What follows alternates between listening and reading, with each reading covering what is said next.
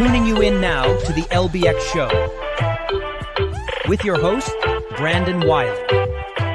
Brought to you by the LBX Collective, your community to connect, engage, and inspire.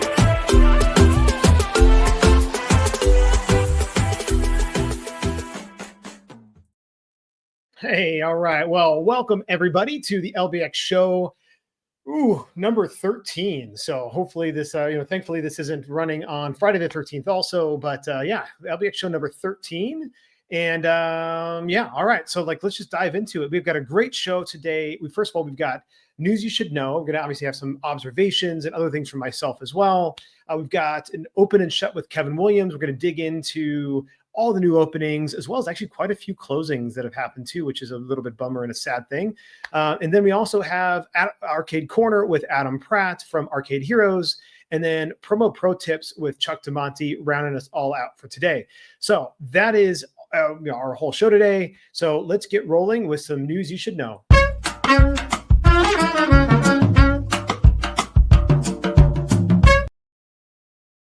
All right. Well, so first of all, I talked about this in the last one, IAAPA Expo's call for presentations. And you know what? It's due February 3rd. Today is February 2nd. That's when you're watching this. And so you have one last day. So you can get your stuff submitted by February 3rd. And, again, you don't have to have all the details ironed out. You just have to have a rough framework for the ideas, 3 key takeaways. It's a really simple process to go through. And then you have plenty of time to then flesh out and put more meat on those bones and just basically flesh out your idea, who speakers are you want to have, if you're going to do a panel or, who you might have joint keynote or whatever. So definitely you want to, if you've got an idea of something you want to talk about, some subject matter that you want to share, now is your time to do that. Get that submitted for IAAPA Expo, and we get going from there. All right. And then also looking forward to Amusement Expo coming up March 17th to the 20th in Las Vegas. And I'll probably be staying at the Westgate like everybody else. I know a lot of people also go across the street to Resorts World. That is now an official hotel for Amusement Expo. It used to always just be the Westgate. So I might actually end up going to Resorts World too. We'll see, because Westgate's a giant piece of shit. But, we'll see. All right. So that is Amusement Expo coming up. All right. So a couple of things. First of all, I had a chance to go with a friend of mine, Dustin Smith. He runs the Nemesis Club up in North Phoenix, North Scottsdale area here. And it's one of the best escape experiences that I've ever had and ever done. 3 phenomenal experiences there. They're working on their 4th one. And anyway, so good friend of mine here in town, and there are only a few of us here in town in this industry. And we wanted to go and visit Cluville. So Cluville is just opened up this weekend, or they're opening this week. So basically opening this weekend, and we had a chance to go there before they were pre-opened. I happen to know the person who's licensing Cluville. So you're like, okay, well, what is Cluville? So Cluville, this is the on their website here. This is their kids escape room, kids focused escape room, and first of all, absolutely love what they've done with their branding, and they've developed all of their own IP. So this, this is Clue, so gender neutral character, and you follow Clue around, and there's a whole cast of characters as well in their different rooms. And, you can see here a little bit of kids engaging. And one of the things I really liked about their website, while there's things that there's things I don't like about their website, more like design and aesthetic stuff. What I absolutely love is that they give you a really strong sense for what their different rooms are. You see the kids really engaging and getting involved. Like the secret potion one was pretty freaking cool. We go in there, they literally get to mix things together and be little scientists in this escape room space. And so, yeah, anyway, just absolutely loved it. You can be a wizard, you go to this wizard's castle, and then the space one is actually really cool as well. So anyway, they have a number of pretty cool things, but this is the first kid-focused escape room that I've ever really seen. These guys have they're a group out of Croatia. There's actually 4 locations in the Croatia area. And so this is the first US location. It is in Scottsdale, Arizona, and they plan on opening more locations. So kudos to them. Congratulations for getting open. I had a chance to walk through the facility. Really well done. 3 birthday party rooms. Again, the whole idea of birthday party rooms at an escape room focused on kids 14 and under is pretty cool to see. And so I hope they do well. It is at the Arizona Boardwalk if you are living here or visiting the Phoenix area. And so that's Cluville. All right. next thing I wanted to talk about was this. It is a foot-long hot dog, pretzel-wrapped hot dog that Disney has recently released. And you're like, okay, why are we talking about a pretzel-wrapped hot dog? Well, first of all, like typically when you go to Disney, you think of like, okay, I've got to have the churro. They have popcorn machines everywhere, right? Or like get a Mickey-shaped ice cream cone, or not ice cream cone, but a Mickey-shaped ice cream sandwich type thing. Like those are all their classic Disney snacks, and like they could have just done a foot long hot dog on a big bun, but why not like make it really special? It's got scallions on it. It comes with a side of mustard you can dip in. It looks delicious. And again, the reason why I'm bringing this up is this is something that didn't take a genius to try to figure out, but it is something that is totally unique, and you can only find it at their Disney California Adventure Park right now at the Port of San Francisco, the Cerveceria. So interestingly, that's actually at their taco shop and beer place where you can get beer. But this is a good classic example of an F&B item that can be really unique to your facility, that differentiates you from your standard wings and chicken tenders and pizza and burgers, right? So this is, again, not too difficult to develop.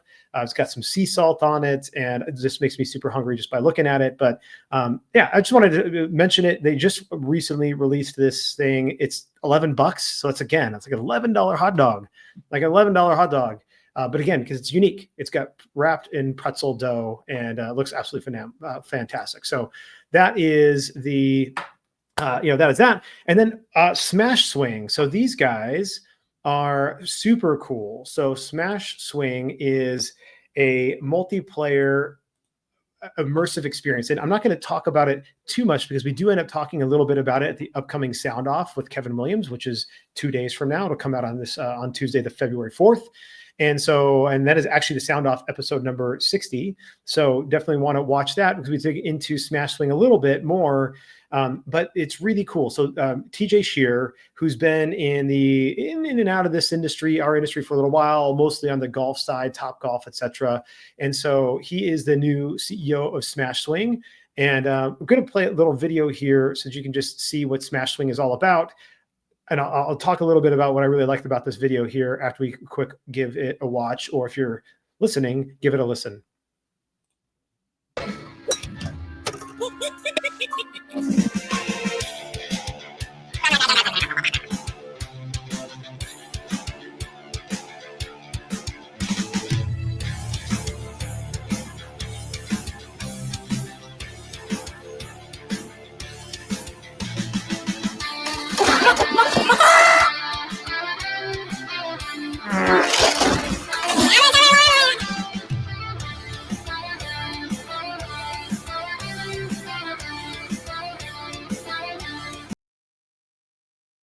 All right, so that is Smash Swing, and as you saw, so there's some people playing it on their own, some people playing with just groups of 3. They have much larger formats, and again, not going to go into a whole lot. But they have larger, can go all up to 20 players.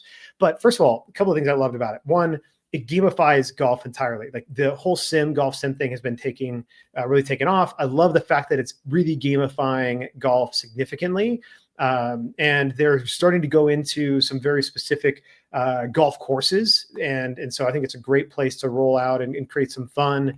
And again, multiplayer. The second thing is like, what I liked about this video is it wasn't a bunch of golfers. It was just random people. Some of them were like really terrible swings, almost as bad as my swing. And so, but they were still having fun and playing and like laughing because things are flying on the screen. And it's like totally different. It's like playing Angry Birds with a golf ball and a golf club. So anyway, really liked what they were doing there with Smash Swing. So keep an eye out for them. They are just getting rolling, and very excited about what they're doing here. All right, the next thing I wanted to talk about was was this group called Up Adventure Park, and so they just launched, and they basically opened January 17th, and in fact, the grand opening was just yesterday, February 1st. And they're a 17,000 square foot space, 30-foot ceilings. But what really makes them unique is like, at the end of the day, yes, okay, are they just like an adventure park? They have slick slides. They have a big cargo net, which is, in my opinion, is one of the up and coming ways to add a soft play type of environment that's really cool looking. They have an arcade. Obviously, they're doing birthday parties. The ropes course, zip line. But here's where I think what I thought was really unique about what they're doing. Haven't seen this really done anywhere.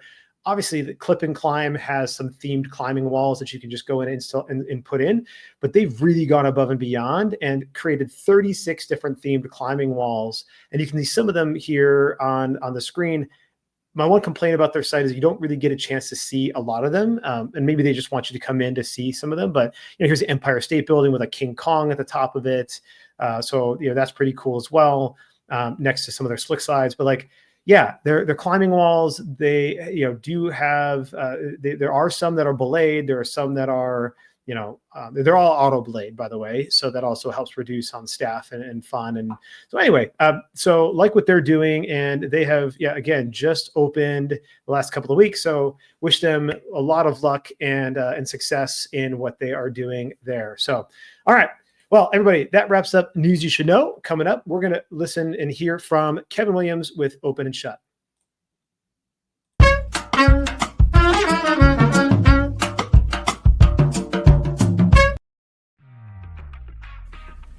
Intercard is the only cashless system designed, developed, and manufactured all under one roof. They introduced cashless technology to the amusement industry and have been leading the way for over 30 years. Cashless systems from Intercard increase customer spending, guest satisfaction, and boost revenues by up to 30%. Intercard is so proud to be serving the amusement industry, and if you aren't already part of their global family of customers, they hope you will become one soon. All right, everybody. Thanks for that, Intercard. And all right, let's get into some open and shut. Let's hear about some openings and closings with Kevin Williams.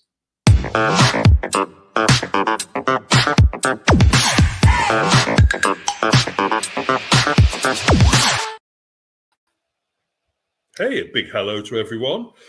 And here we go, straight into a very crowded open and shut, which seems to have been a pattern that we've had for the last couple of months. But hey, always nice to be popular.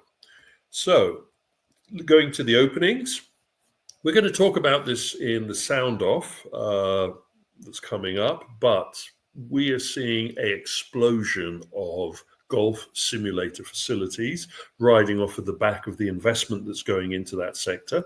And so we have a new one to add to the mix.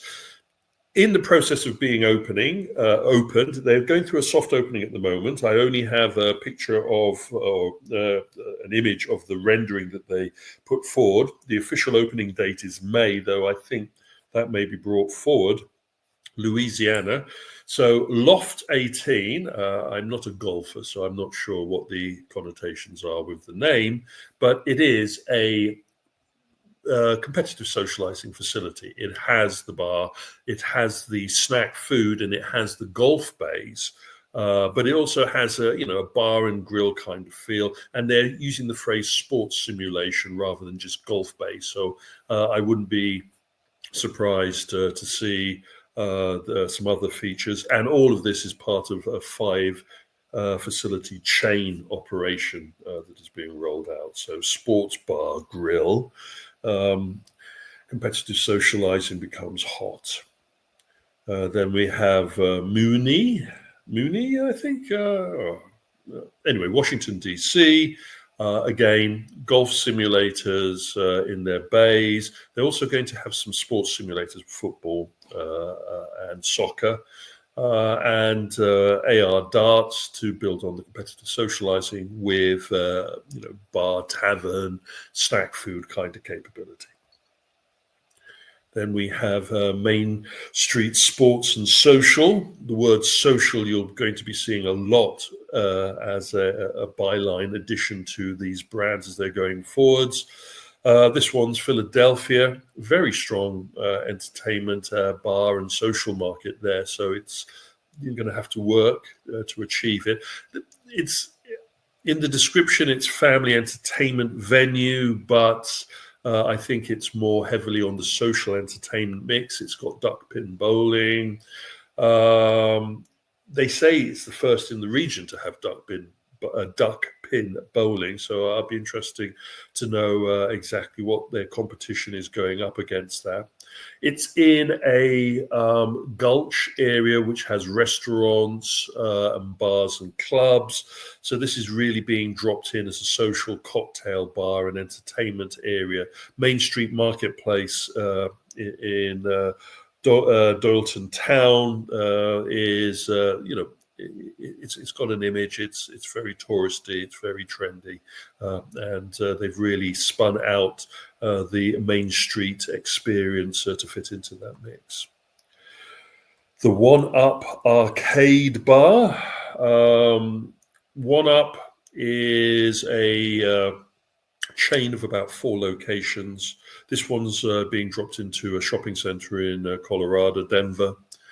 The barcade approach, or bearcade, retro games, suitable video, taps, bar enclosure, bar food, offering a nice mix. A little bit extra here, they have some skee ball, basketball, no duck pin bowling in this particular venue, but they do have the pinball, all together in a nice mix.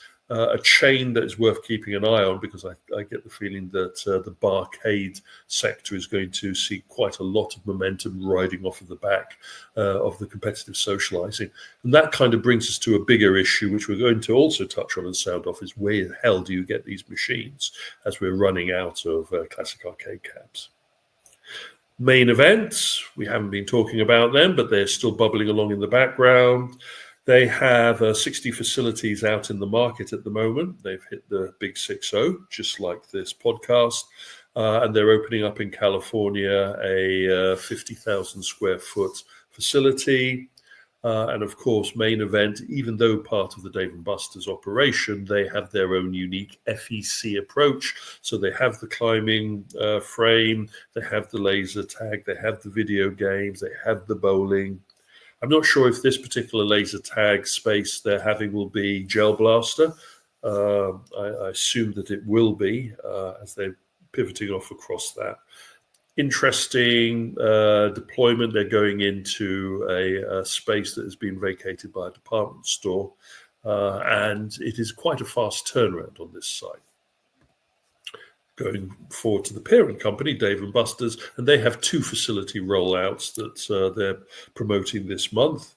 The first one is a 25,000 square foot location in Indiana, 100 amusement pieces. Again, I'm not sure if this is going to include competitive socializing, their social bays in this one, but it will have their new food menu. So it's trying hard to keep up with which have which in there. This is also going into a previous department store. This was a Bath and Beyond that closed down in 2023. And you will notice in the coming sound offs and in the coming opens and shuts that the facilities that are going into pre-existing spaces are going into department stores circa closings between 2020 and 2024. So we're kind of seeing the out-of-home entertainment or location-based entertainment market benefiting from the closings of department stores during the post-COVID transition. So this is a factor to bear in mind why we're seeing such a spike in entertainment facilities. Owners of retail spaces now have certain of their vendors leaving them for various reasons. They have space available, and so that is kind of a pivot for them to go down a competitive socializing or a hospitality entertainment or a mixed-use entertainment approach. The other venue, Indiana, and then we have Niles in Ohio, are the new sites opening. We have pictures of these venues opening. I didn't have a picture of the Indiana site until now of the new opening, and I was shocked by the branding change.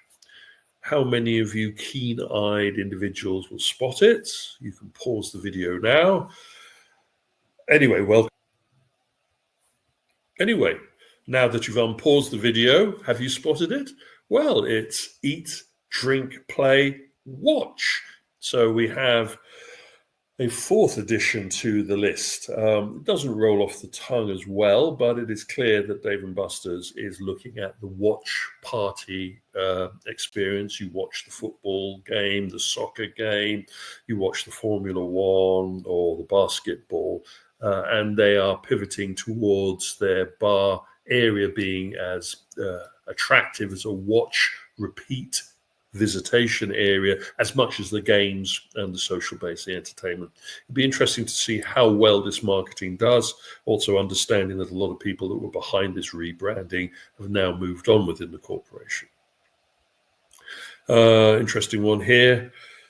Huzier Ali Entertainment, a bowling facility that's being parachuted into Lucky's Market department store, not a department, a grocery store, in the area that closed down in 2020. I don't have any of the pictures of the facility, which is opening in the next couple of days as I record this, 43,000 square. 10-pin bowling, proper 10-pin bowling, axe throwing, don't know if that's AR axe, and a skating rink, which is unusual in this sector. But no web page open yet, no Facebook page open yet, no information other than the local newspaper telling us about the process. As soon as we have more picture detail, at least I'll share that. Then we have Max Funland, New York. Couple of venues in New York opening up. I don't know what's changed in the New York area to encourage that. But here we have a crane facility with amusement, some VR, as well as a trampoline. So a bit of everything. I would call this a mule. I don't have a sizing, but I would take a guess that this is going to be about 10 to 15,000 square. It's a relatively new brand. It's not part of a chain, so we're going to keep a close eye on Funland. Funland is a popular name from the traditional amusement side. Again, the bar tavern and the barcade. We have the pincade. This is tap and tilt, and the name is very descriptive. Tap beer and tons of pinball tables. Not just pinball tables. There's also some amusement there, but it's offering a cafe kind of bar tavern experience in Florida.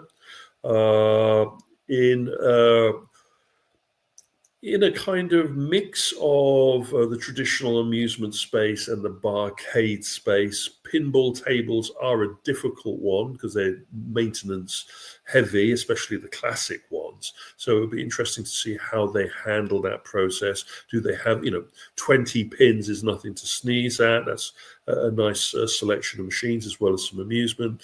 I don't know if they're doing craft beer, but I would assume so. So they're hopefully they've done their research and they're aiming for a very specific part of their audience. Then jump over to India, and we have the announcement of an opening. Sorry, not India, Saudi Arabia. I do apologize. India comes up later. Saudi Arabia, we have the opening of the 20th Chuck E. Cheese in this territory. For you that aren't familiar, Chuck E. Cheese has had a life outside of America, and the Saudis have really taken to Chuck E. Cheese. I visited a number of them in Dubai when we were last out there, and in Riyadh in Saudi. They are a little higher quality compared to their American cousins. That said, I would argue that the American cousins have raised their game to be comparable to the quality that the Saudi versions of the Chuck E. Cheese franchise is offering. Again, we expect to see more of this kind of entertainment site being opened up in this territory. Some of them will also include a competitive socializing element, but this particular Chuck E. Cheese is building on a winning formula that they've already established. Then we jump over to South Africa. We haven't talked about Africa for a while. And Crackerzacks, interesting name, part of a chain. This is the second site opening up. AR darts, some bowling, some amusement, and a strong F&B component. I would call this a competitive socializing venue. They've managed to break their tagline down to eat, drink, play, which seems to be the moniker that a lot of people find. And they are going for competitive socializing. It's one of the first of the chains that I've noticed that have actually included that tagline, competitive socializing, in their name. And I'm expecting others to follow suit now that that name becomes established. that terminology, as it were. Going to what Brandon was saying in the last sound off about everybody including numbers in their names, and alert LA 91. I have no idea what the 91 stands for. I tried to read their information, but it was very difficult to get a handle on the branding. This is India, Hyderabad, and it is a very strong competitive socializing. Boutique bowling, beer pong, darts, not AR darts, traditional, a little bit of amusement machines, and a strong F&B. They're aiming at the nouveau riche audience in that sector, and it is very compelling for the Indian market to roll out these kinds of spaces. Be prepared to hear a lot more about competitive socializing and boutique bowling venues either being redeveloped or opening brand new within the Indian diaspora. And talking about trends, Portland, Oregon, we have Claw City.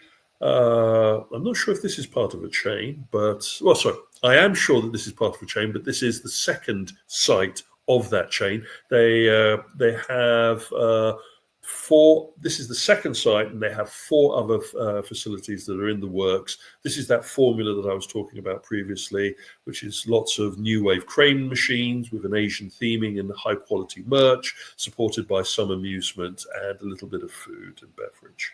I'm not sure how much the beverage and the food is, maybe cafe style, but it is heavy on the amusement entertainment for their unique audience. Then jump over to London, my stomping ground, and we have Drive Lounge. This is a race simulator facility. I wouldn't call it esports heavy, but it is definitely a racing simulator competitive lounge and bar offering. So you have the racing simulators, or the race sims, but you also have a bar and lounge area for the post race competitional conversation with the group, and also offering an area that can be used as a watch party. I get the feeling that this particular venue is the first of a number that we're going to see in the UK, kind of riding off of the coattails of the F1 arcade interest. Interesting concept that we're touching on next. I'm going to go into this in a lot more detail in Sound Off, but this is our friends at Cinemark, the Cinemark chain, entry with their Cinetainment concept, which is Gamescape. It's 38,000 square, but it also incorporates the cinema component, which includes some high-level XD auditorium, those nice big comfy seats with the subwoofers. They also incorporate a laser tag, rope course, bowling lane and amusement, and some VR. Very big push in Texas, so a market where you have to prove it. I get the feeling this is a flagship site. We're seeing a $20 million spend on this particular facility, but I think some of that will be also going into a possible rollout of this if it has proven itself successful and viable. So Cinetainment writ large with this particular concept. And then in New Jersey, we have Next Gen Arena, NX Gen Arena. This is laser tag shooting, simulated shooting arena system with some VR, with some amusement systems. No F&B from the information that was available. Dropping into a retail unit. So again, building off of a formula and hoping to establish a concept that can be rolled out as a chain. Interesting one, this one. Toulouse in France. Trampoline park has opened. It is no name on the size, but the facility has already existed. This trampoline park has been there in this area for the last couple of years. What they have done, or what the reason why they're here, is that they've installed a laser tag component now to this. So this has been redeveloped. They've also reinvested by bringing it up into style, and they've also added some amusement machines to the mix. No word if there's any F&B, Interesting about this, the particular chain that runs this trampoline park is going through a rebranding process, and I'll touch upon that in our next sound off. Talking about active entertainment and trampoline parks, we have a brand new one in Oregon, 24,000 square trampoline, but also including dodgeball and basketball and a little bit of amusement, as well as a ninja maze or ninja warrior style active entertainment course. A bit of everything being parachuted into a market that will embrace it with both arms if it's done right.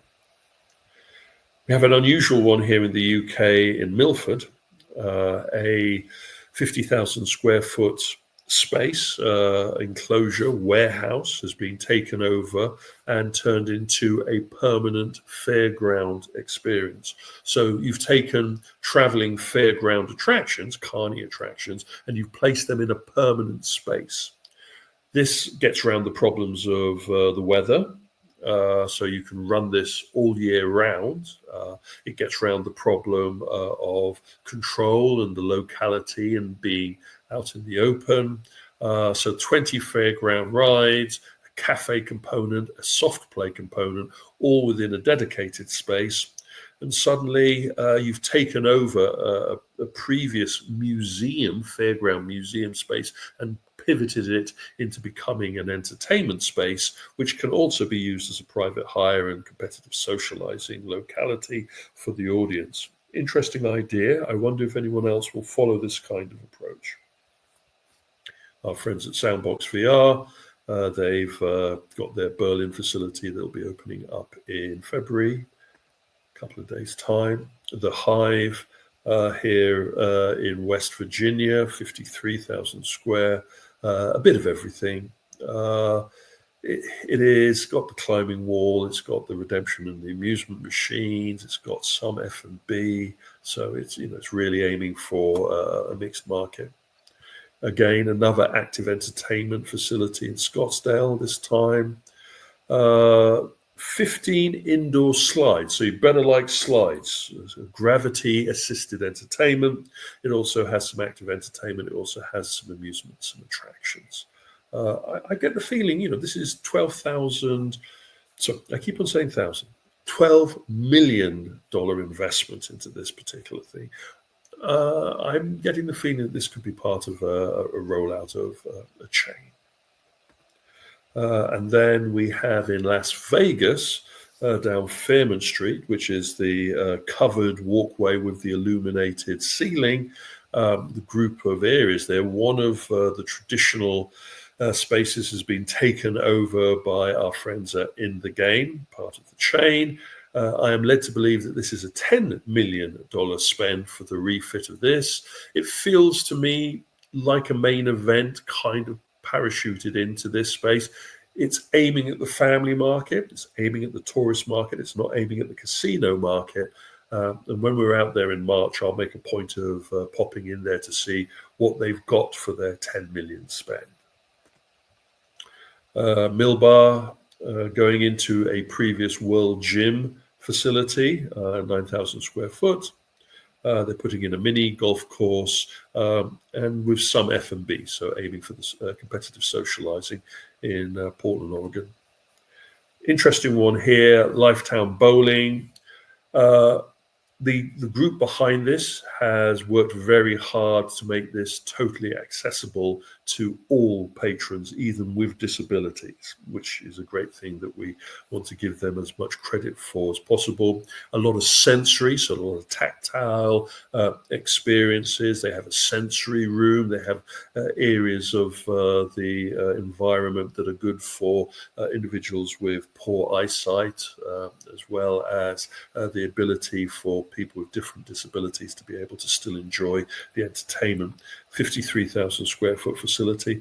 This is our future, people. We need to be inclusive to all of our patrons, and it's really nice to see an entertainment space going that extra mile to be inclusive.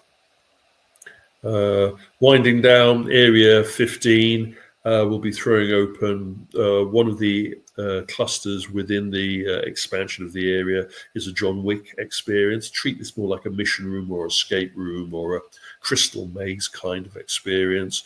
A little bit more towards the Monopoly Live entertainment F&B, dedicated themed rooms with some actors, complete the puzzle, move through the storyline kind of thing. Our friends at Lionsgate applying their John Wick's property to this. I wouldn't be surprised if this is toe in the water towards rolling out this kind of experience in other localities. And then we're getting to the end here. Dice is a company that specializes in what I would call internet cafes, but the Japanese approach to this in Osaka is, these are dedicated rooms where you have your own keyboard and your own area. You can order drinks. It's kind of like a hotel room kind of approach. Well, their version in Osaka has added competitive socializing to the mix. They're using the Sega Darts Live system, competitive darts, soft nose. They have F&B, they have the net cafe, but they also have karaoke. So, again, a nice mix of everything there for the market. And also in Osaka, a toy chain store has added to the mix of their two facilities in that area something called Toyo Park, which is immersive entertainment elements added for a young audience, projection map screens, body tracked experiences, a little bit of AR, a little bit of XR aimed at a young audience. I wouldn't be surprised if we see a lot more venues going down the path of encouraging a longer dwell time at their retail venue by adding a entertainment component. Anyway, winding down on the shuts. And our friends at American Dreams have given the marching orders to the Paradox Museum. The New Jersey-based shopping mall has a lot of entertainment in their space. Some win, some lose, and Paradox Experience, which is more of a kind of selfie store, unusual experience, not that, immersive, unusual experiences, but not that level of interactivity. Anyway, the 11,000 square foot museum is run up a bill of 1 million buckaroonies of unpaid rent. And so that one will be moving along. And I'm sure they'll find someone to drop into that site. Make Believe in Ohio. Again, Ohio has closed down. The reason given, operational costs are too high for them, and they've seen a decline in customers. They're looking to find a buyer for that site. I wouldn't be surprised if they find one very quickly. And then the Entertainment Junction, a model railway themed entertainment experience in Ohio. Again, it's been there 17 years, has a loyal following, but it's up for sale now. Again, we're not sure of the reason why it's for sale, though after 17 years, I wouldn't be surprised if the owners are moving on to other things. Anyway, sorry for the length of this one, but there was a lot to cover. Anyway, I look forward to speaking to you all soon with the next lineup. Have a good one.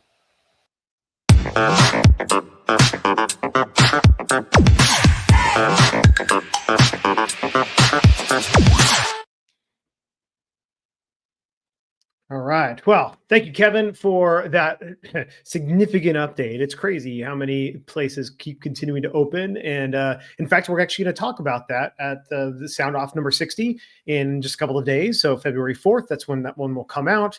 And we're going to talk about the crazy land grab that's happening and is this sustainable? And so we'll have a little bit of that discussion in Sound Off. So definitely go and tune in for that, as well as a deeper dive into golf simulators. So we definitely talk about that. He mentioned Loft 18. We do get into golf simulators a little bit further there. One of the things I just wanted to call out is Dave & Buster's Eat, Drink, Play, and Watch. I feel like it's one of two things with this. And I know I beat on Dave & Buster's a lot, but I think they're really floundering as a brand and trying to figure things out. But I think there's either one or two things. Either adding the watch is just grasping at straws, or they're actually doing one of the first smart things that they've done with their brand in a long time, which is leaning in to what they ultimately, what we all think they are anyway, which is basically a sports bar with an arcade. And so why not add the watch component, especially with some of the remodels that they've been doing, adding the much larger screens, the big wall, a 40-foot screen, and all the things that they're doing there, adding that watch. Like I do think that to lean in to the things that are already a part of their brand. And then as we've talked about before, is like taking a different brand and branching it off and trying to do something from scratch there. So anyway, I think that adding the watch there is finally a good thing that they're trying to do for the brand. Yeah. And the trampoline park in France is the opposite. So you're going to call yourself a trampoline. You're like literally going to name yourself Trampoline Park. I guess it's right on the nose. It's what they are. But now they've added laser tag. So they can be like Trampoline Park and laser tag. What is their name going to be? What is their brand name going to be? So anyway, Kevin will touch on that as well, again, a little bit in his sound off. And just a quick clarification on the Slick City mention. He just mentioned that he's not sure if it's going to be part of a chain. It definitely is part of a franchise chain and is growing very quickly. And we're seeing not only Slick City locations coming up, but the slides. They have a separate division called Slick Slides. And this is, and this is going into a lot of the parks. In fact, it's going into the Up Adventure Park that we were talking about earlier, that I was talking about earlier. So Slick City and Slick Slides are definitely making waves in this industry. So keep an eye on those guys. All right, coming up after this quick commercial break, we will hear from Adam Pratt with Arcade Corner. If you run a location-based entertainment brand and want to attract more visitors, check out Radius. They use real-time location data and customized marketing strategies to help brands like yours stand out. Radius can boost your foot traffic and build a loyal customer base. Plus, they're offering a complimentary local market analysis to show you exactly how they can help you grow. Curious? Visit radius.co and ask about your free market analysis. That's RAYDIUS.co.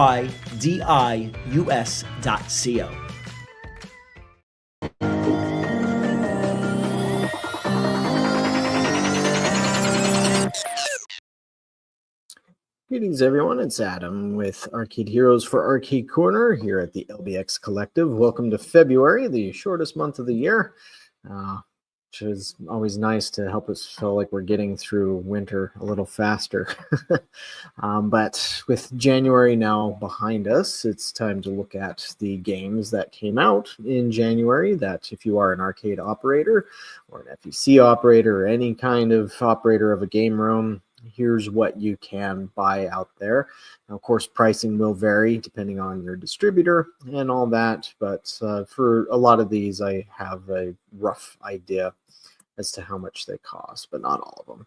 And so first off, starting alphabetically with the A's, we have Avian Nights by Alan One, and this is available in both 2 and 4 player versions.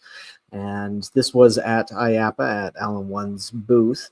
And it's a lot like Joust, if you remember the classic 1982 game where you're a knight riding upon a giant flying ostrich and taking out the other enemies there. Now, it's not just an update of Joust. It actually has a few differences, aside from the graphics showing backgrounds, as the original Joust was just black, and also having music. This has a weapons system, and you can also upgrade the weapons. It has 256 waves. It has different types of terrain and a few other things. And it also has the MLES app integrated into it, which Asteroids Recharged had, and that was part of what helped Asteroids win the IAAPA Brass Ring Award last year for games and devices.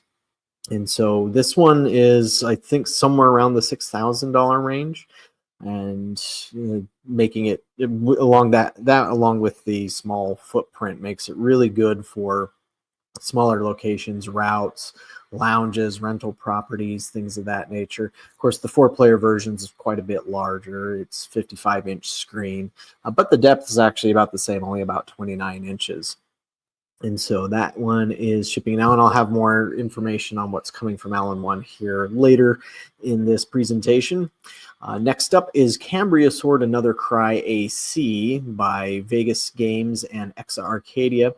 If you're not familiar with the Exa Arcadia, this is also a very route-friendly, smaller arcade operation-friendly system that's a lot like the old Neo Geo MVS. And in fact, it's like a modern PC where it has 4 specialized cartridge slots, and all you have to do is take the cartridge out, and you can swap them out very quickly, very easily, and it keeps it low cost. And then this image here, what it's showing of this Cambria sword is what you would get with a typical kit.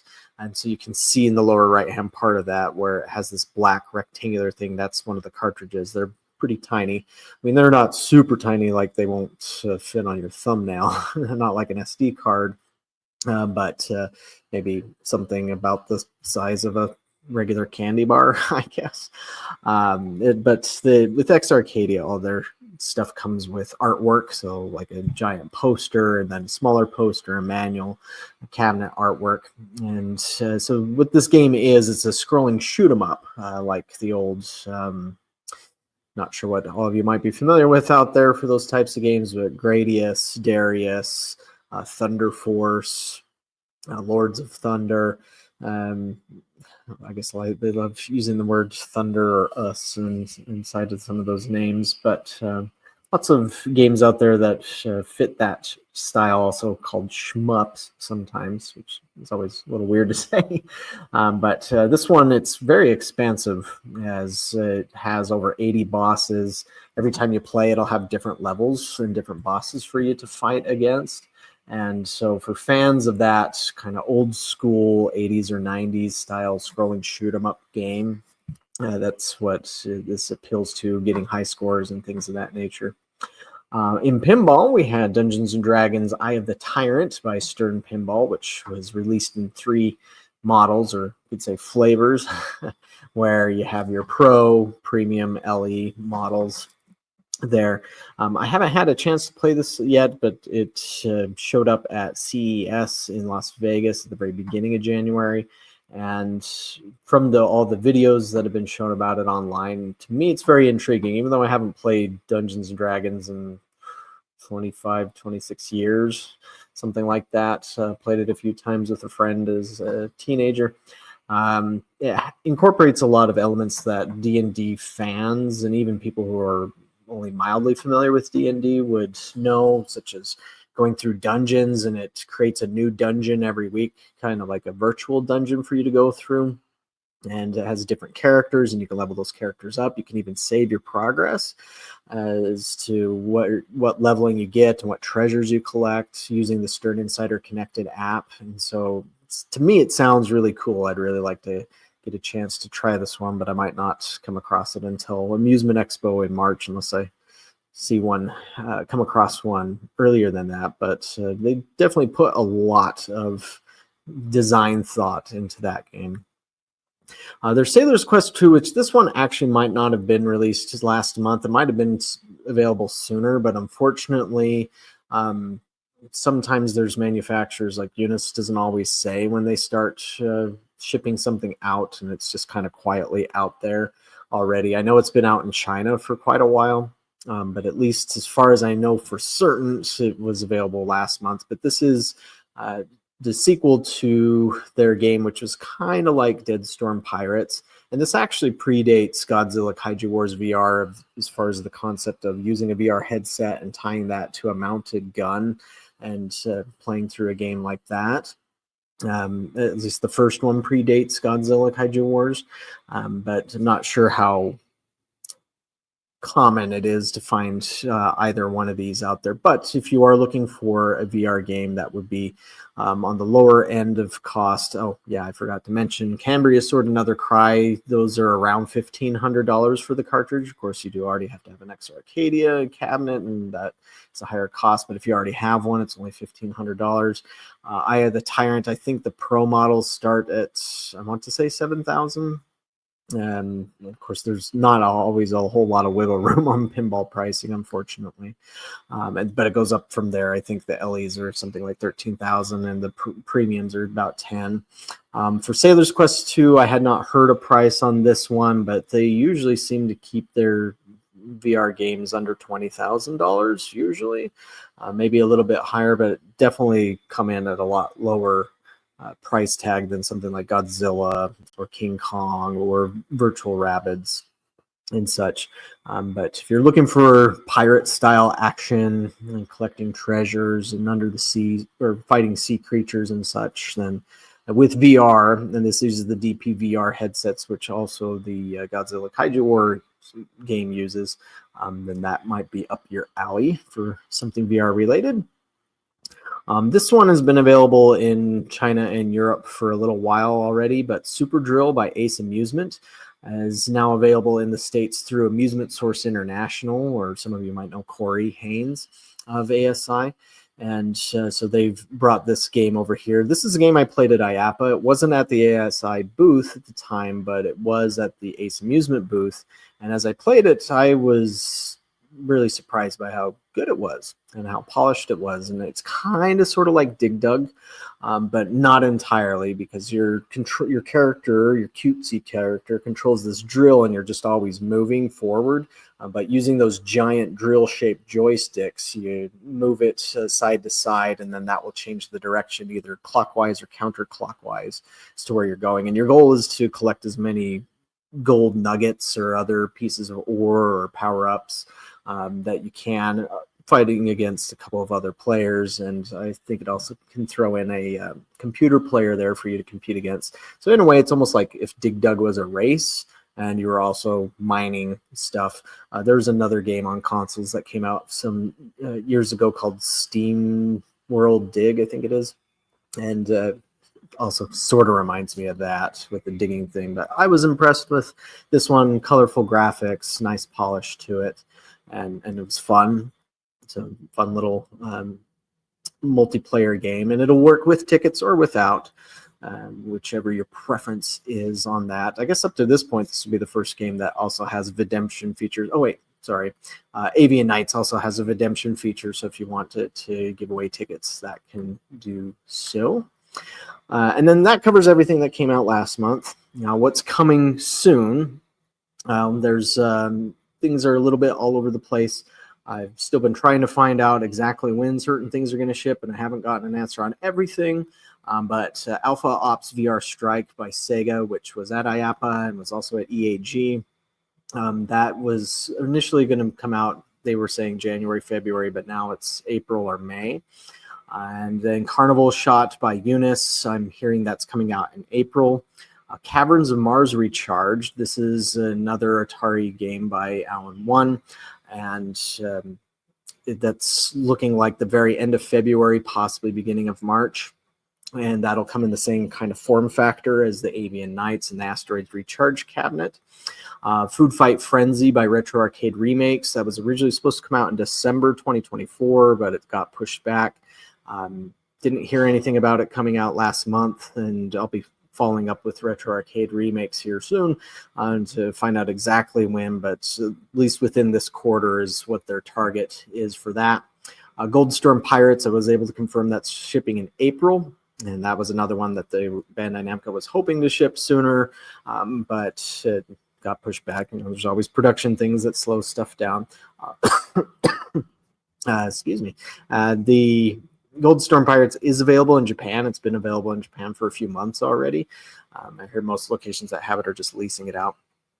There's Minions Bullseye Mania by Touch Magics, which I heard was supposed to was also aiming for January, but it's looking more like maybe February because I haven't heard anything about that shipping yet. Missile Command Recharged, this was also announced as coming out from Alan One, but as you can see from the photo that's been on the screen here, this is where Alan One's going to try out a different type of model, something more along the lines of a pedestal, but that is either going to have a 75 or an 85-inch screen. They're also talking about using those holographic fan displays inside of the control panel to make it feel like you're inside of a missile command center and fighting off against the falling nuclear missiles. And so it's sounding kind of cool what they're going to do there, and bringing Missile Command, a name that everybody in this industry probably knows. And then Perfect Pour, which I think I talked about in another arcade corner by DSM Arcade, is coming out this month. And there will be a different version for FECs also coming out very soon with some licensing from some very famous soda brands. So that gets you up to speed on what came out in January and what's coming out very soon. Of course, on the coming soon stuff, there's some variables of things that can cause delays. But if any of that interests you, reach out to your distributors and maybe you'll see them in an arcade near you, or you'll have it at your arcade to offer to your customers.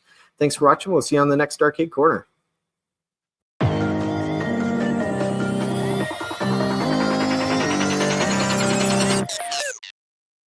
All right. Well, thanks, Adam, for that. And yeah, if you actually want to learn a little bit more about the Missile Command product, we definitely go a little bit deeper on that. Kevin Williams and myself on Sound Off, which is, again, coming up in a couple of days. So Sound Off number 60. You want to take a look at that if you want to learn a little bit more about that Missile Command and get some of our opinions and everything else. So I'm not going to go too much into that because we do want to hear from Chuck DeMonte with promo pro tips.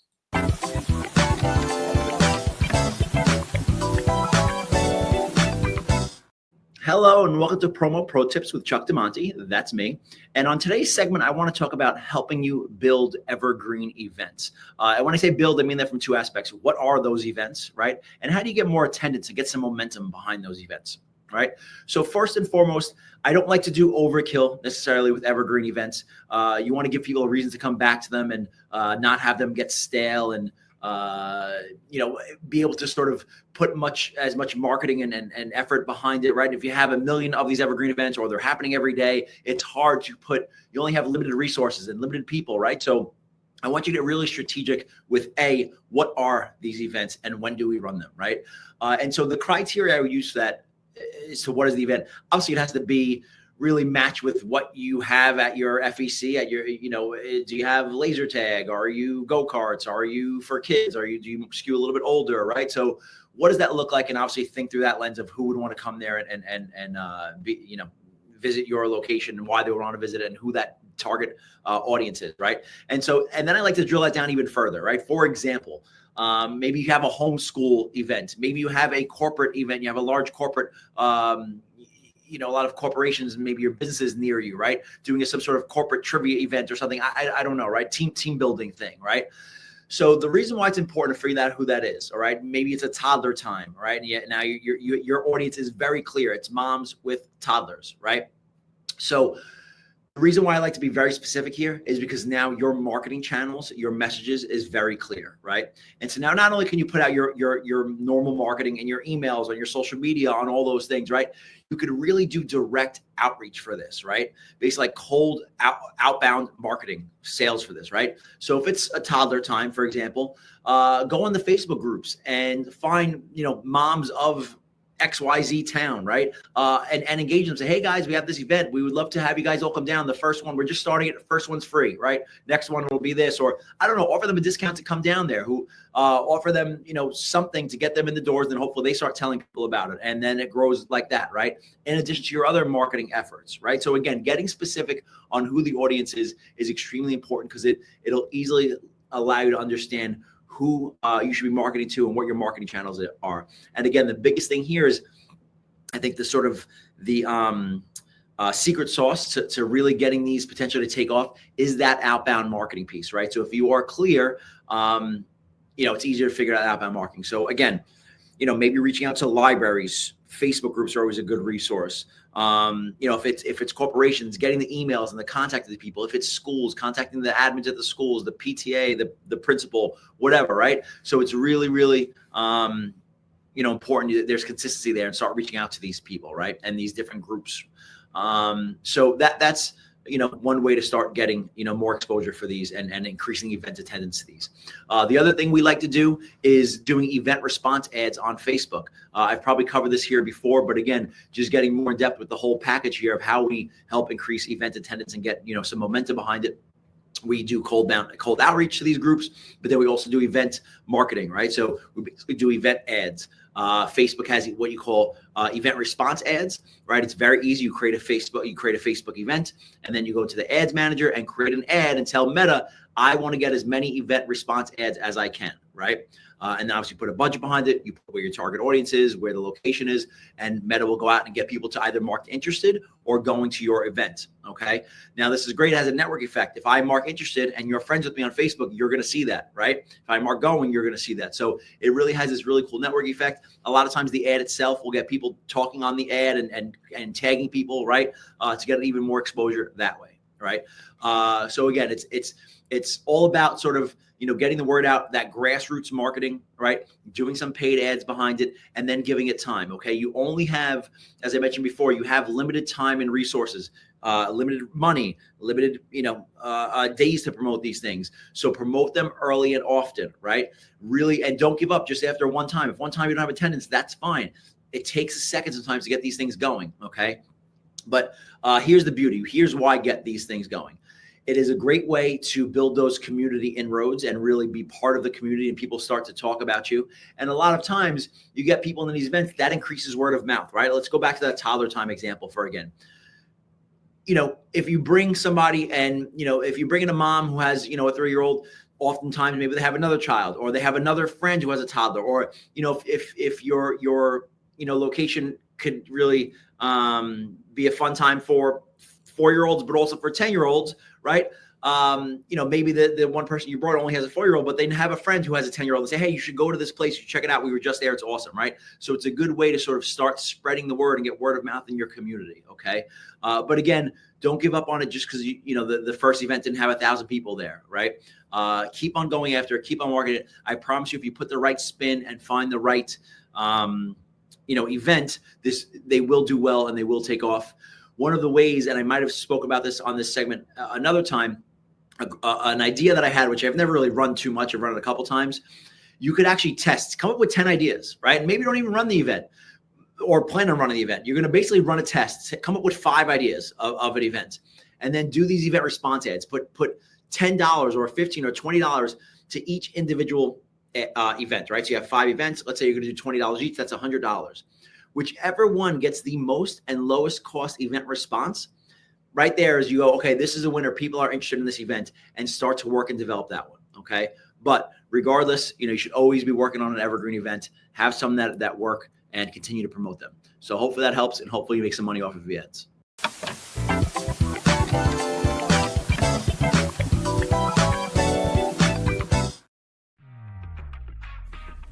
Intercard is the only cashless system designed, developed, and manufactured all under one roof. They introduced cashless technology to the amusement industry and have been leading the way for over 30 years. Cashless systems from Intercard increase customer spending, guest satisfaction, and boost revenues by up to 30%. Intercard is so proud to be serving the amusement industry, and if you aren't already part of their global family of customers, they hope you will become one soon.